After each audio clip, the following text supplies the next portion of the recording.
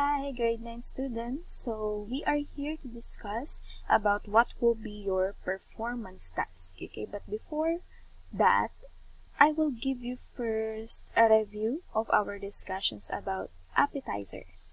Again, so when we said appetizer, those are the foods which stimulate the appetite through their attractive appearance, fragrance, or appealing flavor. It is small pieces or portions of highly seasoned food, usually served before a meal, to induce and stimulate one's appetite. It gives appreciation to the food we eat.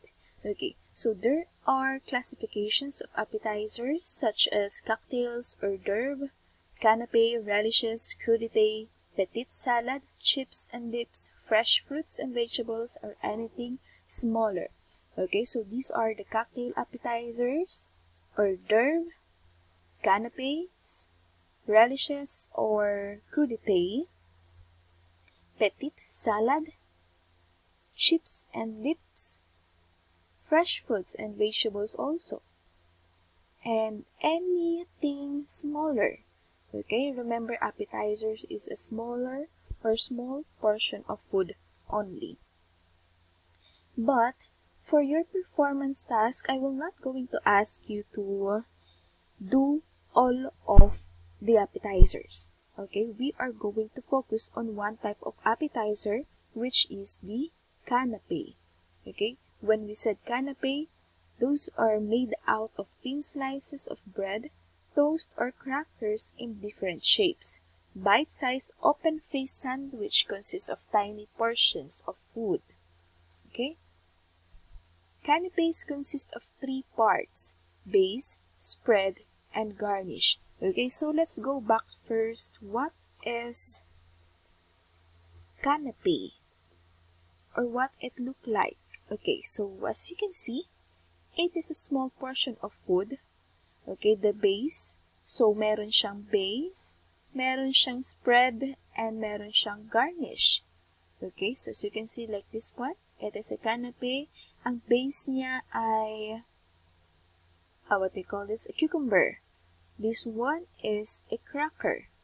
Okay, as simple as that, makakagawa kayo ng appetizer. Okay, so let's go back. So as I say, meron siyang three parts: the base,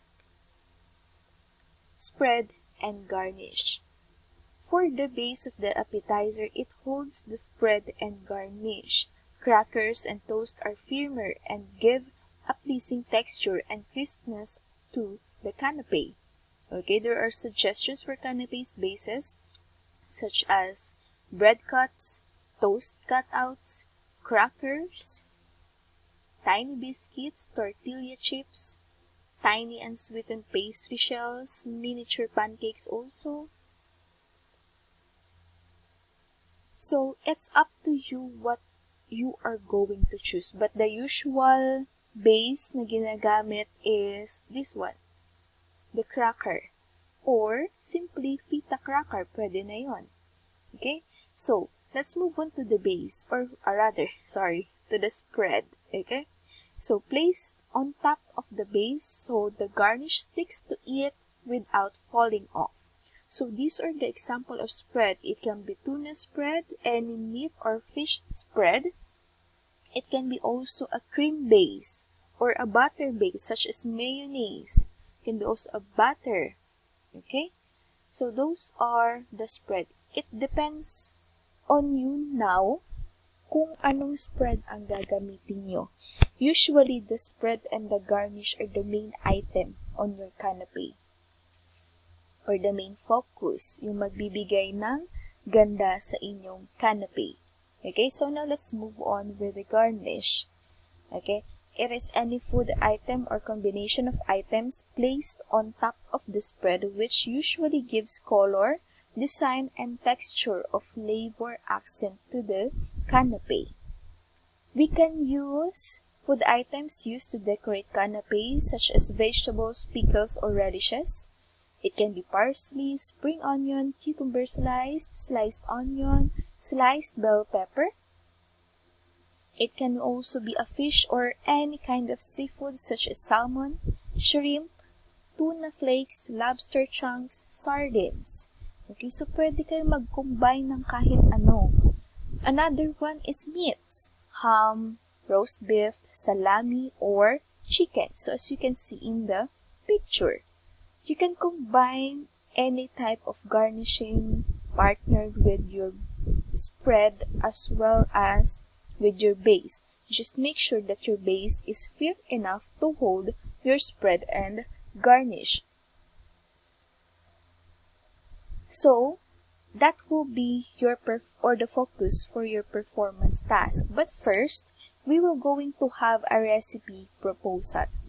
Okay, students, it is not just you're just going to look in the internet about the recipe of a canapé appetizer. Okay, you have to think to be creative. Okay, be creative on what are you going to combine ingredients in canapé. I chose canapé because canapé is a dish or an appetizer that a student can show his or her creativity in food. Okay? So we're going to have a recipe proposal first. Okay, what is the form for the recipe? Is standard form. You know it already. What is a standard form? It means nakahiwalay ang list of ingredients. Make sure to observe proper use of measurement abbreviations and then separate C procedures. Make sure also that your procedures are clear. I will be sending a file to you regarding or what will be the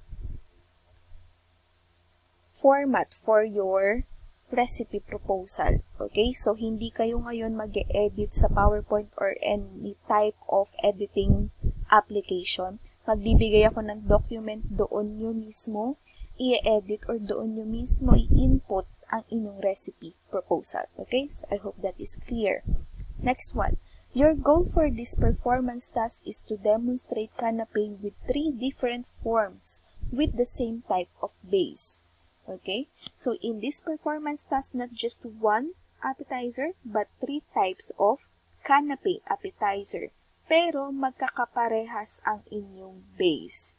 Okay? So, you may choose any kinds of base here. Pwedeng bread cuts, crackers, toast. Basta, one type of base lang ang gagamitin nyo sa 3 klase ng appetizer. And then, pwede na kayong mag-combine ng different types of spread and garnish. Okay? So, I hope that is clear. Okay? So, for November 9 to 13, PT planning natin, submission of recipe proposals. I repeat, I will be sending a document, a form kung saan nyo i-input ang mga recipes ninyo. Then, yun ang isasubmit sa akin for the recipe proposal.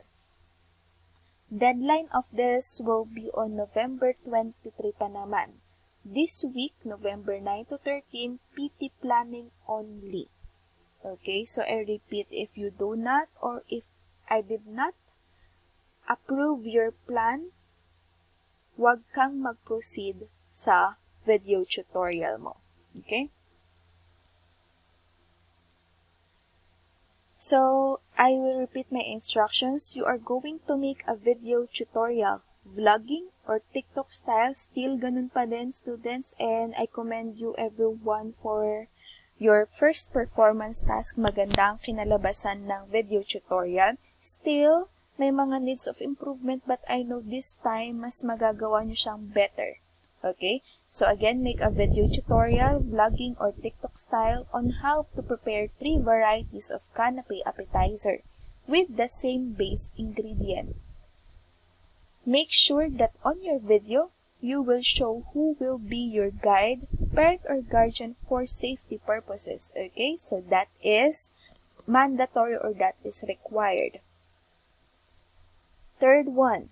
Observe food safety practices. Still, dapat nandun pa rin si food safety, wearing of apron and hairnet, washing of hands, trimmed nails, and also the clean area, working area.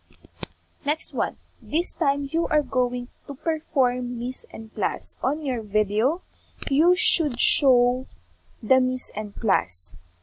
Okay? Pwede nang hindi nyo ipakita sa video paano nyo hiniwa yung mga ingredients, paano nyo prepare. Pwede na kayo mag-proceed sa mise en place itself, which is nasa table nyo na, naka-prepared na lahat, cut or trimmed or already measured na yung mga ingredients nyo. Okay, so just make sure mise en place is organized. Next one, rating form for your in-house evaluator will be given through email. Okay, I repeat, November 9 to 13 is planning natin. Ang deadline for the mismong video tutorial is November 23. So, it means sa 9 to 13 lang ako tatanggap ng planning. Okay, dun lang ako mag-a-approve. Then, after this week, 16 to 20, November 16 to 20, dun kayo pwedeng gumawa ng videos ninyo. Then, ang deadline of submission is November 23. This is Monday. Okay? No maximum or no minimum time for the video na. It's up to you na students kung gaano nyo siya katagal gagawin sa video. But make sure naman, wag din masyadong mahaba. Okay? So, the content is 3 types of canapé. Mise en place nandun din. Parents or guardian, nakikita din sa video. Food safety, visible plating also. This is important. At the end of the video, show the final plating of your products. Okay. For the content, this is the rubric still. 4 points for the content. Clear instructions, planning and preparation, observe food safety and sanitation, that is 4 points. 4 points also for working habits, and overall presentation is 4 points, total of 20 points. So, these are the example of canapé ng mga grade 9 students last year. Okay? Yan. Okay. Now, let's move on with the product task number 2. Still, yung product na ginamit nyo sa performance task, yun pa din ang inyong gagamitin for the product task. Okay? This time, you are going to make a menu flyer, which is like this, single page lang. Your goal is to make a menu flyer promoting your 3 varieties canapé appetizer from your performance task. The role, as a food business manager, you are promoting a new product of your restaurant. Pwede kayong gumawa ng sarili nyong pangalan ng restaurant. Okay? As much as possible, your own name of business by using a menu flyer. Audience, you need to present a well-made and convincing menu flyer as an invitation for the customers to buy the product. Situation, you are asked to make a menu flyer to promote your new product, canapé appetizers. Make it convincing, attractive, and realistic. And then your product, a menu flyer focusing your new product, the 3 canapé appetizer in your restaurant. Okay? So, be creative. Malaya kayong gumawa ng kahit ano sa inyong menu flyer. Okay? The name of your product or the name, yes, and the name of your business also. So, 4 points. Tig 4 points ang canapé, first canapé, second canapé, and third canapé ninyo. Okay? Product shows excellent presentation and meets the characteristics of a canapé appetizer. Another 4 points for content of the menu flyer. Is it convincing? And overall presentation. The final product shows creatively and appetizing and appealing appearance of the food. So, I hope that is clear, everyone. And still, you can message me for your questions and clarifications. So, see you on Wednesday. And don't worry, I will give you clarifications pa for the performance task and product task. Okay? So, I will be waiting for your planning. Thank you so much and goodbye.